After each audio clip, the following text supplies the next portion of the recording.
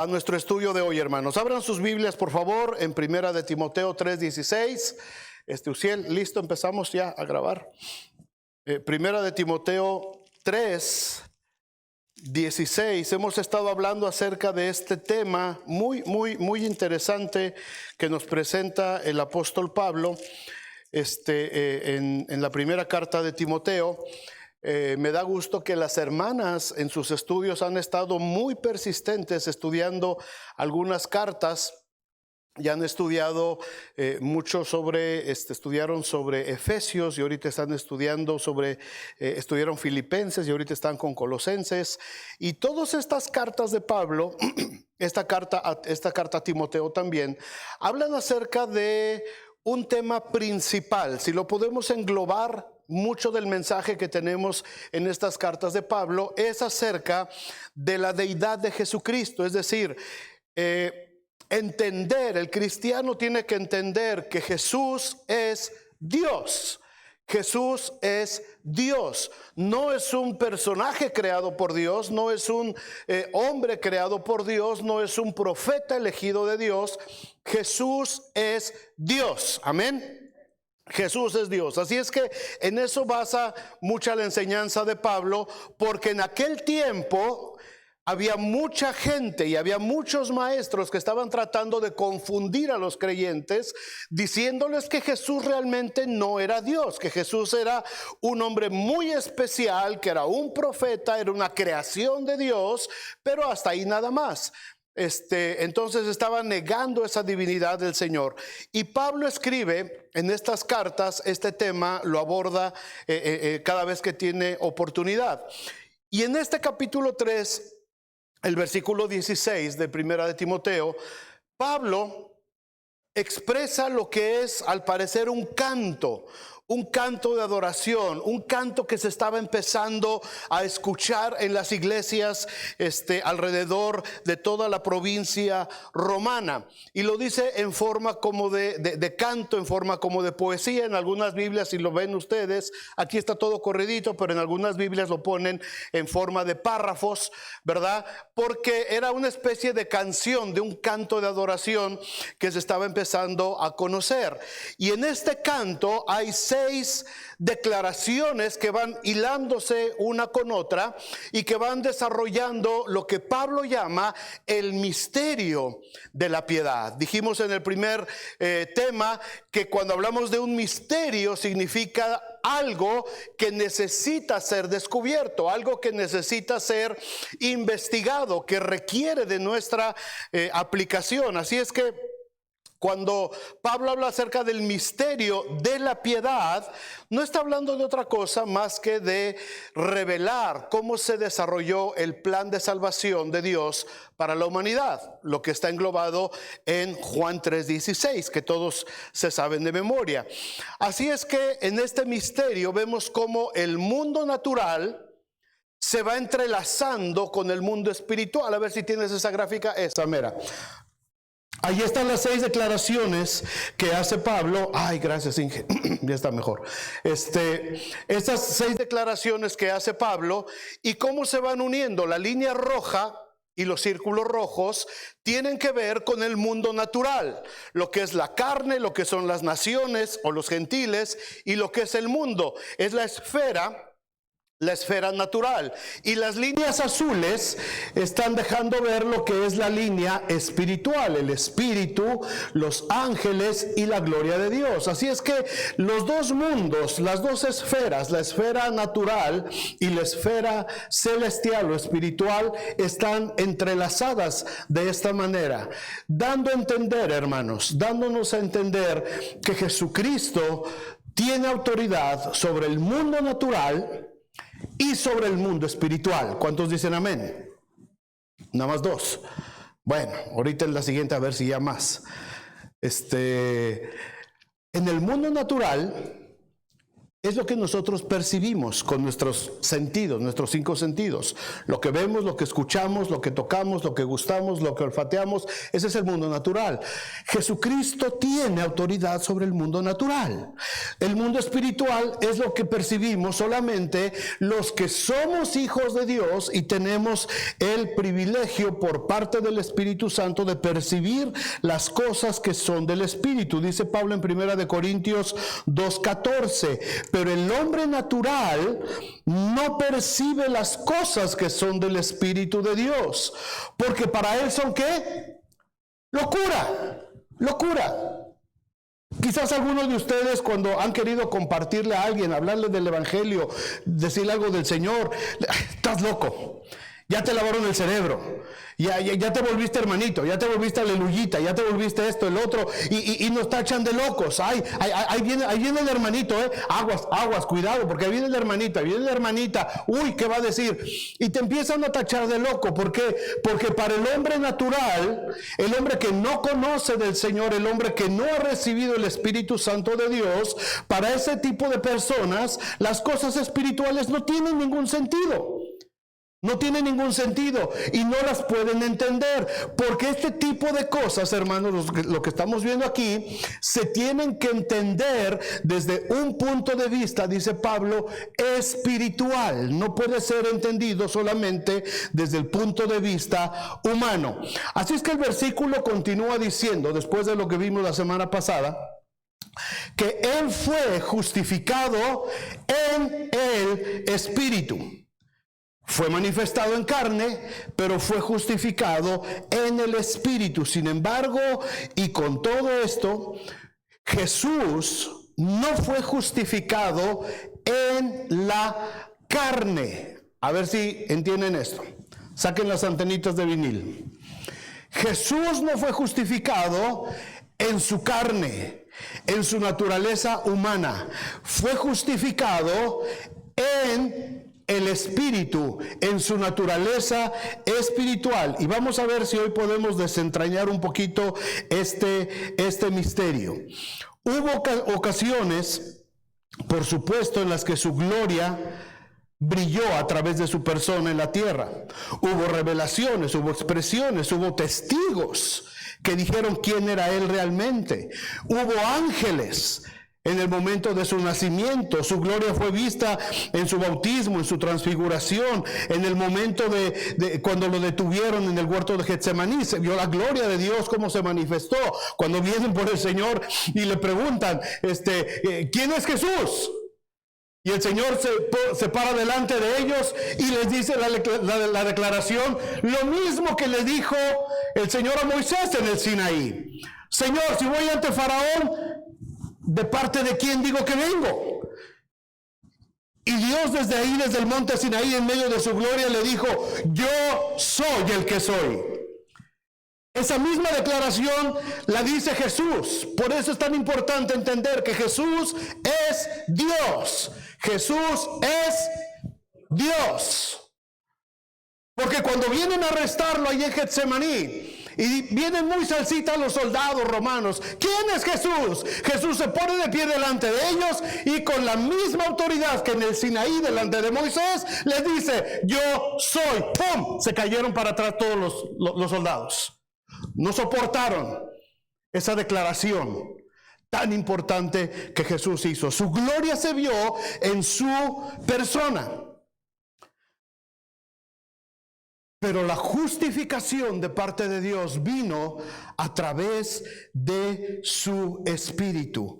Los eventos que ocurrieron en el momento de su crucifixión hicieron que el centurión que estaba ahí, ¿se acuerdan en Mateo 27:54? El centurión tuvo que declarar, verdaderamente, este era el Hijo de Dios.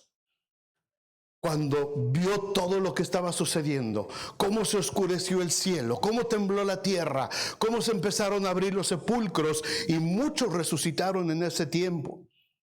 El centurión tuvo que declarar, verdaderamente, este era el Hijo de Dios. Pero fue, hermanos, fue cuando Jesús regresa de la muerte, cuando Jesús resucita, cuando su espíritu vuelve a su carne y se presenta delante de sus discípulos justificado. Estamos hablando de que Él es justificado por el Espíritu. El que justificaba en aquella época, para que entendamos un poquito el término, era un juez. Era un juez. Estaba la corte al que acusaban y estaba un juez. Y el juez, al igual que el día de hoy en todas las cortes del mundo, el juez es el que dictamina si la persona es culpable o es inocente. Él es el que justifica, de ahí viene el término. Así es que venía el fiscal, presentaba los cargos, había testigos, este hombre hizo esto, y entonces ya venía la resolución del juez.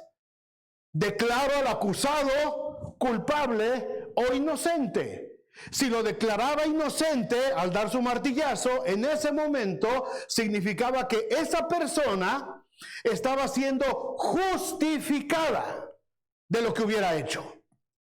No se le pudo comprobar, no hubo nada, el hombre es inocente, ¡pum!, justificado en ese momento. Por eso la palabra de Dios en Romanos nos dice que nosotros somos justificados por la fe, por medio de Cristo, no por medio de nosotros.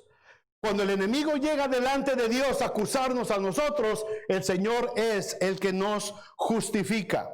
¿Por qué fue justificado el Señor? Porque no tenía pecado. No tenía pecado.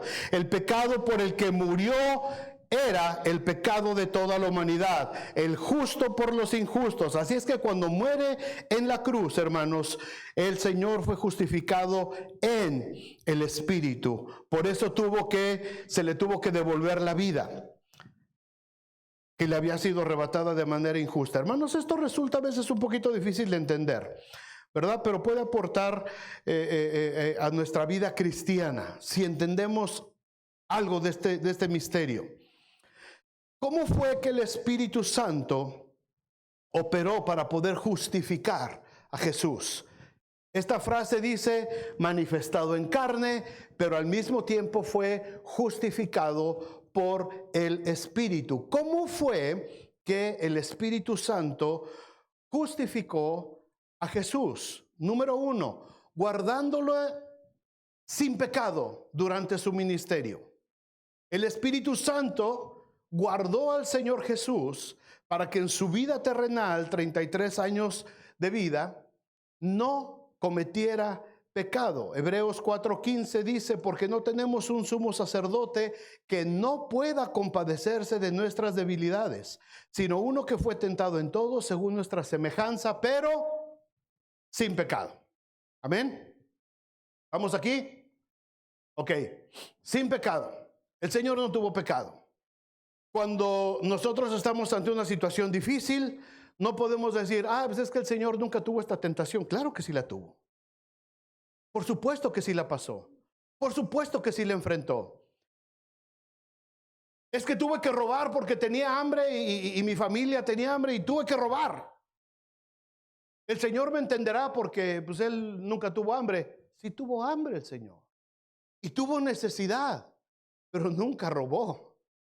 ¿El Señor tuvo necesidad de comida? Claro que sí, pero nunca hizo nada ilegal para conseguir esa comida. ¿El Señor tuvo necesidad de un lugar donde dormir? Por supuesto que sí, pero nunca hizo nada en contra de la ley para conseguir donde dormir. El Señor tenía que desplazarse y tenía que estar con sus discípulos y tenían que ver por las familias de ellos, pero jamás hizo nada indebido para tratar de justificarse, justificar un pecado.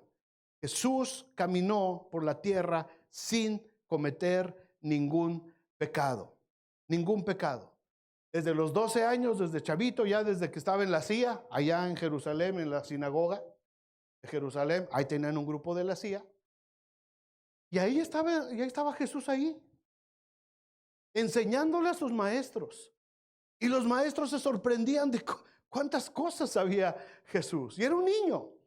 ¿Por qué? Porque el Espíritu de Dios estaba en él. Sin embargo, hermanos, a partir de su bautismo en el río Jordán, el Espíritu Santo vino a él para investirle de un poder necesario para enfrentar el embate frontal de todas las huestes de maldad que se alinearon en contra de él para hacerle fracasar con su misión. Entendamos esto. Pónganlo en su mente, imagínenlo. En el momento en que el Señor Jesús sale del agua, después de haber sido bautizado por Juan, para que se cumpliera toda justicia, dijo el Señor Jesús, en ese momento, todas las baterías de Satanás, todos los principados de maldad, todas las huestes, los gobernadores de las tinieblas, todo mundo puso su mirada y su enfoque en Jesús. No podemos dejar que siga adelante, lo tenemos que derrotar. E inmediatamente todas las huestes de maldad empezaron a tratar de hacer caer en pecado al Señor para que desistiera de su misión. Juan dice en 1:32, también dio Juan testimonio diciendo, vi al Espíritu que descendía del cielo como paloma. Pero lo más importante es la última línea, hermanos. Léanla conmigo. ¿Qué dice? Y permaneció junto a él, a un lado de él, atrás de él, enfrente de él. No, permaneció sobre. Fue una investidura que el Espíritu Santo hizo sobre Jesús. En ese momento, si ustedes leen el relato de Lucas, después de que se bautiza el Señor, inmediatamente dice que el mismo Espíritu lo llevó ¿a dónde? A un desierto. ¿Y qué sucedió en el desierto? Satanás le tiró con todo. Satanás lo quiso hacer pedazos. 40 días sin comer. Esa sí es una cuarentena de 40 días. Imagínense que en esta cuarentena que hemos estado en casa, los últimos 40 días no has comido nada. No te la creen porque a todos los veo repuestitos después de 4 meses, incluido yo. Pero ¿te imaginas 40 días sin comer? 40 días sin beber agua. Cualquiera se dobla. Cualquiera se dobla. Satanás vino a tentar a Jesús. Y Jesús nunca cayó en su trampa. ¿Por qué? Porque el Espíritu Santo estaba sobre él. Ahora, tenemos que entender esto, mis hermanos. Como cristianos, como creyentes nosotros, hay un principio. Hay un principio. Pongan atención. La única manera, hermanos, de poder vencer el pecado en nuestras vidas es que el Espíritu Santo permanezca sobre nosotros todo el tiempo. Si nos damos cuenta en ese momento del bautismo de Jesús, el Espíritu Santo no vino sobre el mismo Juan que estaba bautizando, ni vino sobre ninguno de los creyentes que estaban siendo bautizados, ni vino tampoco sobre los discípulos que después de unas semanas el Señor iba a llamar. El Espíritu Santo en ese momento, durante el ministerio de Jesús en la tierra, no estuvo sobre Pedro, no estuvo sobre Juan, no estuvo sobre Andrés, no estuvo sobre Jacobo, no estuvo sobre Judas, no estuvo sobre Nicodemo, no estuvo sobre nadie, solamente sobre el Señor Jesús. ¿Se entiende esto, hermanos? Ok. Aquí está el principio para la iglesia. Después de la experiencia de Hechos 2, en el aposento alto, después de esa experiencia gloriosa, cuando el Espíritu Santo entonces es derramado no solamente sobre Pedro, sobre toda la iglesia. Y a partir de ese día, hermanos, hasta nuestros días, el Espíritu Santo está sobre la iglesia. ¿No les emocionó? No, se los vuelvo a decir. A partir de ese momento, el Espíritu Santo está permaneciendo sobre la iglesia. Esto es lo que nos da a nosotros la fuerza para poder enfrentar todas las artimañas del enemigo. Hermanos, En cuanto nosotros nos entregamos al Señor, en cuanto yo dediqué mi vida al Señor y yo le dije, Señor, yo quiero que tú estés en mi vida, yo quiero amarte, yo quiero servirte. En el momento en que tú entregaste tu vida a Cristo, las baterías, no todas, pero una buena parte de las baterías de Satanás se enfocaron sobre tu vida. Ah, otro cristianito, otro sobre quién vino el Espíritu Santo de Dios, vamos a darle duro, y te empezaron a disparar. Y mucha gente dice, me iba mejor antes de ser cristiano. Ahora que soy cristiano, me está yendo como en feria. Claro, alégrate y gózate de que te está yendo como en feria. Porque eso quiere decir que el Espíritu Santo está sobre ti y el enemigo está tratando de hacerte caer una y otra y otra y otra vez. Pero el Señor Jesucristo nos da la victoria y por eso fue Él justificado en el Espíritu, para que nosotros también pudiéramos ser justificados por medio de la fe en Cristo Jesús. Amén. Pero también le justificó para proveerle el poder que necesitaba para realizar los milagros. Esos milagros, hermanos, que el Señor hizo durante su peregrinar en la tierra, eran los que iban a darle autenticidad al ministerio de Jesús sobre la tierra. Hechos 10:38 dice, y cómo Dios ungió con el Espíritu Santo y con poder a Jesús de Nazaret, y cómo éste anduvo haciendo bienes y sanando a todos los oprimidos. ¿Por quién? ¿Quién es el que oprime? El diablo. ¿Quién es el que nos enferma? ¿Quién es el que nos empobrece? ¿Quién es el que nos pone el pie para pecar? Por eso dice, Dios le ungió con el Espíritu Santo. ¿Por qué? Porque fue justificado por medio del Espíritu, por el Espíritu. Y anduvo haciendo bienes y sanando a todos los oprimidos por el diablo, porque Dios estaba con él. Con él.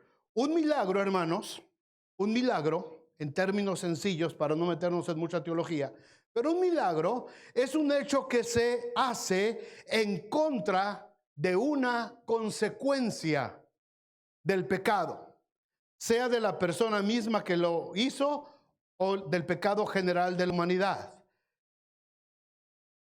Un hecho que se hace en contra de una consecuencia del pecado, de manera sobrenatural. Un milagro es cuando el poder de Dios derrota al poder de Satanás manifestado en contra de la integridad de una persona. Por ejemplo, la enfermedad en el mundo vino a causa del pecado de la humanidad. Cuando Jesús le trajeron a un ciego, le dijeron, Señor, ¿quién pecó? ¿Este o sus padres? Pues ni este ni sus padres, les dijo el Señor, sino para que se manifestara la gloria de Dios, está ciego. Y pum, lo sanó. Fue un hecho sobrenatural. Fue algo que vino por el poder que Dios había puesto en él, a causa de la manifestación del poder de Dios. Aunque no siempre se le reconoce al Señor. Pero el miedo, la incertidumbre, la duda, hermanos, son producidos por Satanás para inducirnos a pecar en contra de Dios.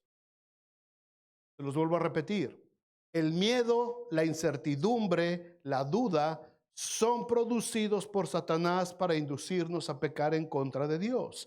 Pero el milagro del amor, del dominio propio y la templanza son la manifestación sobrenatural del poder de Dios para poder contrarrestar esos sentimientos negativos. La única manera de poder hacer estos milagros es por medio del Espíritu Santo. Es el mismo que vino sobre algunos de los profetas en el Antiguo Testamento y algunos líderes en el Antiguo Testamento, pero tuvo su manifestación plena durante el ministerio de Jesús y después Jesús se lo entregó a la iglesia. Mateo 12:28 dice, pero si yo por el Espíritu de Dios echo fuera demonios, ciertamente ha llegado a vosotros el reino de Dios. Y a partir de Jesús, hermanos, el reino de Dios vino para quedarse. Y gracias a que fue justificado en el Espíritu, ahora la iglesia representa el mayor milagro hecho por Dios, la salvación. Mucha gente dice, ¿Por qué ya no vemos los milagros como los que leemos en los evangelios? ¿Por qué ya no vemos ese tipo de milagros en nuestros tiempos? Las personas que estamos aquí, los que están viéndonos por internet, si son creyentes, si somos creyentes, tú eres un milagro de parte de Dios. Tú eres un milagro. Si volteas a ver a tu familiar que está junto a ti, porque ahorita pura familia junta, velo, es un milagro de parte de Dios. Así feo como está, es un milagro de parte de Dios. ¿Por qué? Porque hubo un milagro de salvación. Porque ese es el mayor milagro, hermanos, que Jesús pudo hacer a favor de la humanidad. Demostró sanidades, haciendo bienes por todos lados porque estaba estableciendo su reino. Hoy seguimos viendo milagros. Cada uno de los que estamos aquí, cada creyente alrededor del mundo es un milagro porque la maldición del pecado que había sobre nosotros fue derrotada por la muerte y por la resurrección de Jesucristo y porque Él fue justificado por el Espíritu. Y cada uno de nosotros ahora somos un milagro de parte de Dios. El mundo espiritual fue conmovido gracias a que Jesús fue justificado en el Espíritu. Por eso dice Colosenses 2:15, Zaira, que lo vas a ver esta semana, Colosenses 2:15, y despojando a los principados y a los potestades, los exhibió públicamente, triunfando sobre ellos en la cruz. ¿Qué significa esto? Había una condena sobre nosotros a causa del pecado. Y cuando Jesús toma nuestro pecado y Él muere en esa cruz y va a las partes bajas de la tierra, dice la Biblia, entonces se encontró que Él no tenía ningún pecado, que había muerto de una manera injusta por tratar de rescatarnos a nosotros y tuvo que ser justificado, tuvo que ser perdonado. El juez supremo dijo inocente, que se le devuelva la vida que se le había quitado y tuvo que volver nuevamente a resucitar. Hermanos, vemos milagros operándose en el mundo espiritual y seguimos viendo milagros en el mundo natural, en la esfera terrenal. Algunos de los que estamos aquí, otros que nos están viendo por internet, hemos sido sanados de enfermedades. ¿Cuántos de aquí hemos sido sanados de alguna enfermedad? No nomás esta que está de moda. ¿Cuántos hemos sido sanados? Muchos de nosotros. De una o de otra cosa. Hemos sido sanados. Muchísima gente ha sido sanada todavía. Y la gente dice, ¿por qué ya no veo milagros? Espérate. El Señor sigue actuando, El Señor sigue sanando. El Señor sigue restaurando. El Señor sigue liberando todavía. Lo que pasa que ahora estamos tan cegados que no le estamos dando la gloria a Dios. Oye, ¿te sanaste? Sí. ¿Y cómo te sanaste? Ah, que fíjate que los remedios de mi abuelita no fallan. Oye, ¿cómo fue que saliste de esta bronca? Uy, no, es que mi compadre... Los milagros existen, hermanos. Y todos los días el Señor, a través del Espíritu Santo y a través de la iglesia y de la oración de la gente, mucha gente pone, ay, por favor, ore porque fulano está bien enfermo y estás orando. Jamás te dicen, gracias, ya se sanó. Gracias a todos, ya está. ¿Saben por qué no vemos milagros, hermanos? Porque al igual que el Señor sigue haciendo milagros por todo el mundo y todos los días, seguimos con el mismo síndrome de los 10 leprosos. Son 10 los que fueron sanados. Y solamente uno es el que reconoce, el Señor me sanó. Oye, ¿cómo te curaste? No, es que el doctor aquel es buenísimo. No, es que me hice una mezcla de, no, mira, le eché de esto y de esto, y le eché ajos y le eché cebollas. Con eso. Y le damos la gloria al remedio de la abuelita. Y le damos la gloria a la medicación que nos mandaron.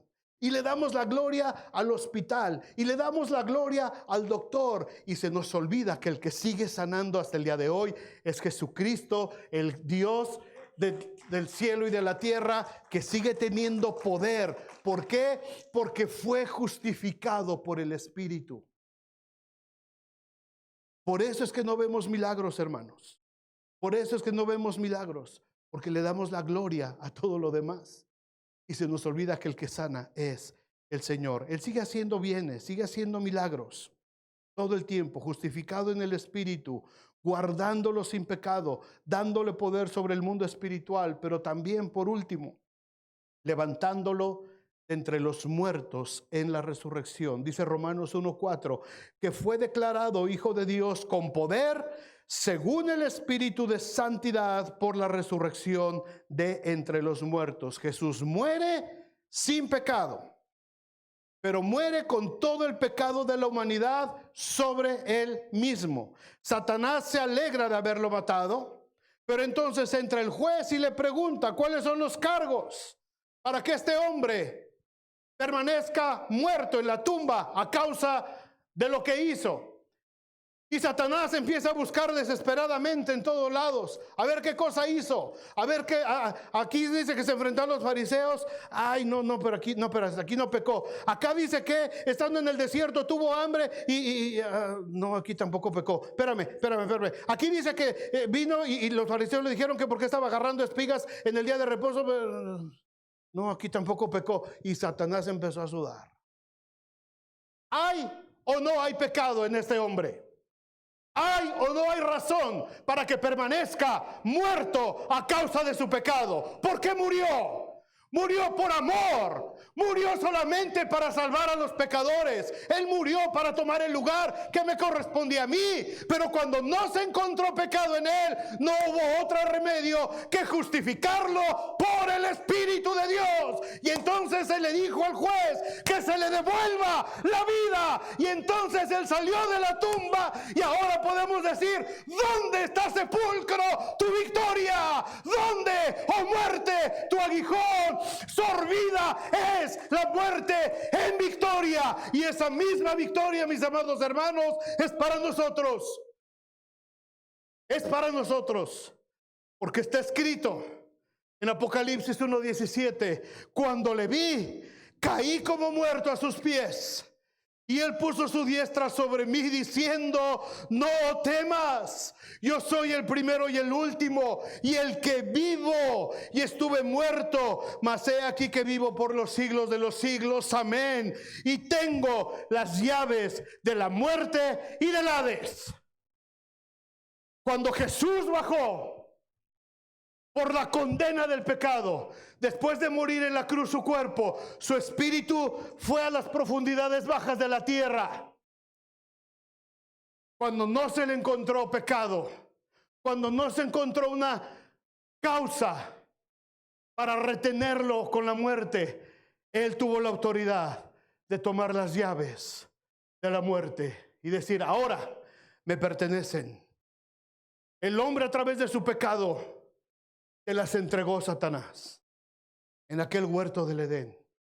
Pero ahora yo he venido a recuperarlas. Ahora el que tiene el poder y el dominio de la muerte soy yo, dice Jesús. Soy yo.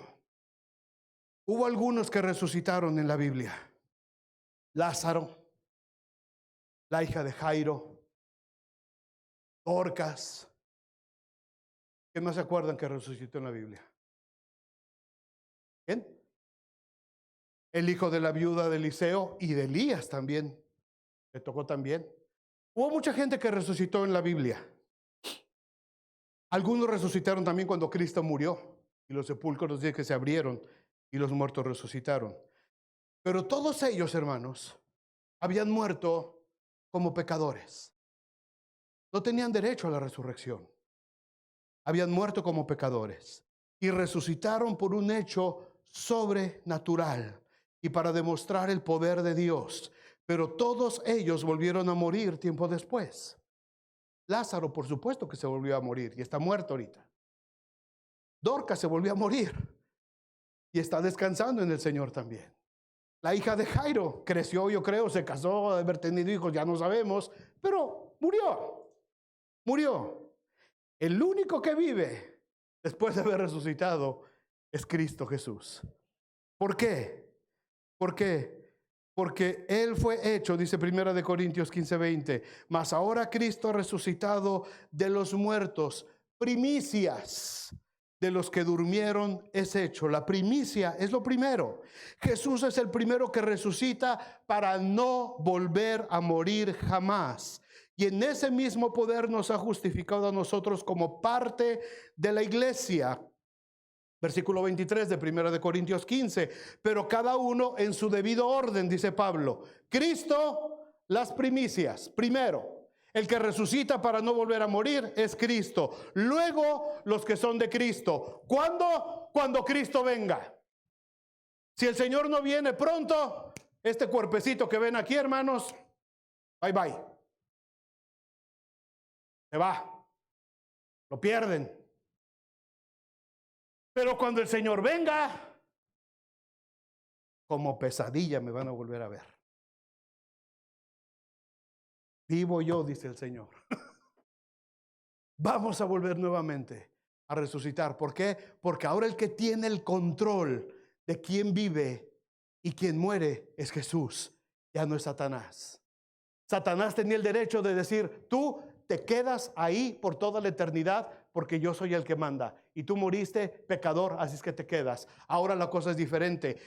Gracias a que el Señor fue justificado por el Espíritu, ahora Él tiene la autoridad. Ahora Jesús es el que decide quién vive y quién muere. Y si ahora yo estoy en Cristo, entonces yo tengo la esperanza de que yo voy a ser resucitado. Primero Cristo, por supuesto, que es las primicias, y luego los que son de Cristo, cuando el Señor venga nuevamente. Los seres amados que se nos han adelantado, ahí los vamos a ver. Los que murieron en Cristo, ahí los vamos a tener. Jesús fue manifestado en carne, en semejanza a nosotros, en la esfera natural, pero fue justificado en el Espíritu para que cuando venga por segunda vez, nosotros seamos justificados de la misma manera en su resurrección. No como la resurrección de Lázaro, sino como una resurrección eterna. Por eso cuando un cristiano muere en esta tierra, hermanos, en el corazón de los creyentes puede haber dolor humano, pero siempre estará la esperanza gloriosa de que un día seremos levantados, como dice Primera de Tesalonicenses 4:15, porque el Señor mismo, con voz de mando, con voz de arcángel y con trompeta de Dios, descenderá del cielo y los muertos en Cristo, ¿qué? Resucitarán primero. ¿Cuántos están seguros que van a resucitar? Si no estás seguro, piénsale. Tenemos que estar seguros, hermanos. Esta es la esperanza de la iglesia. Vénganse, hermanos de alabanza, por favor. Esta es la esperanza de la iglesia, hermanos. Este debe de ser nuestro objetivo.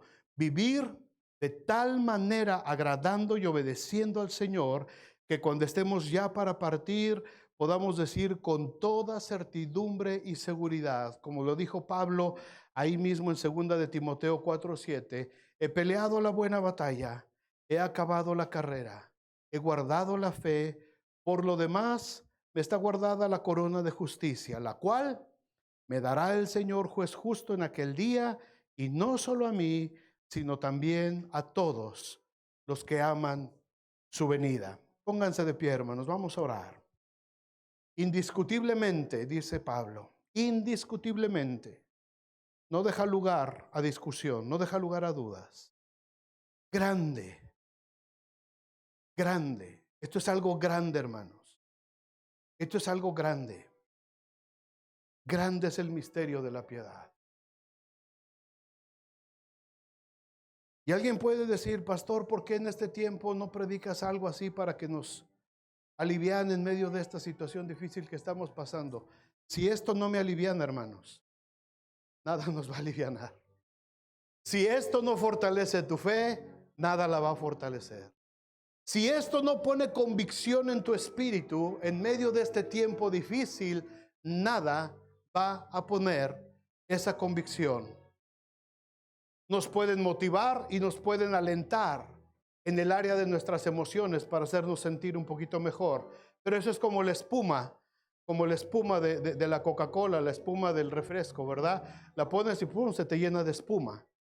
Y la disfrutas 2 segundos, pero cuando se va, lo que te queda es solamente un poquito.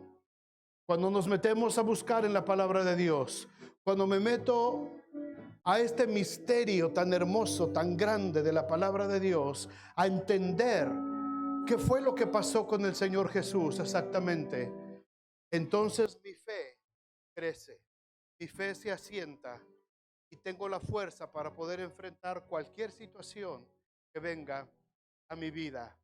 Grande es el misterio de la piedad. Dios fue manifestado en carne, justificado en el Espíritu. Si Dios permite, la semana que entra vamos a ver otro hecho en la misma esfera espiritual, cuando dice Pablo, fue visto por los ángeles. Hay cosas hermosas ahí. Fue visto por los ángeles. Los ángeles fueron testigos de lo que estaba sucediendo. Y los ángeles siguen siendo testigos en este tiempo, hermanos, de lo que sigue pasando en la vida del cuerpo de Cristo, que es la iglesia. Padre, muchas gracias por este tiempo. Gracias por tu palabra. Gracias, Señor, porque indiscutiblemente grande es el misterio de la piedad. Y Señor, a medida que vamos nosotros entrando y profundizando y escarbando en este misterio y entendiendo algunos conceptos, Señor, nuestra fe se va acrecentando, nuestra fe se tiene que ir afirmando. La convicción de quién soy tiene que ir fortaleciéndose cada día. Y cuando es el momento de enfrentar el tiempo de prueba, podré decir como el profeta Habacuc, sobre mi guarda estaré y sobre la fortaleza afirmaré mi pie. Gracias, Señor, por tu palabra. Gracias por tu iglesia. Gracias por este hermoso día. Gracias por este hermoso grupo de creyentes que aún en medio de lo difícil, aún en medio de la situación que estamos viviendo, aquí están. Y los que están en sus hogares conectados, escuchando atentamente tu palabra, Señor. Gracias por tu iglesia. Gracias, Señor, porque la iglesia se mantiene en pie. Gracias porque fuiste justificado en el Espíritu. Y al haber sido justificado, nos diste el poder de la resurrección a cada uno de nosotros. Gracias, Señor. Gracias, Señor. Desciende. Desciende, Señor. Desciende como descendiste sobre Jesús cuando salió de las aguas del río Jordán. Desciende, Señor, sobre tu iglesia. Desciende, Señor. Sí, Jesús, desciende, Padre.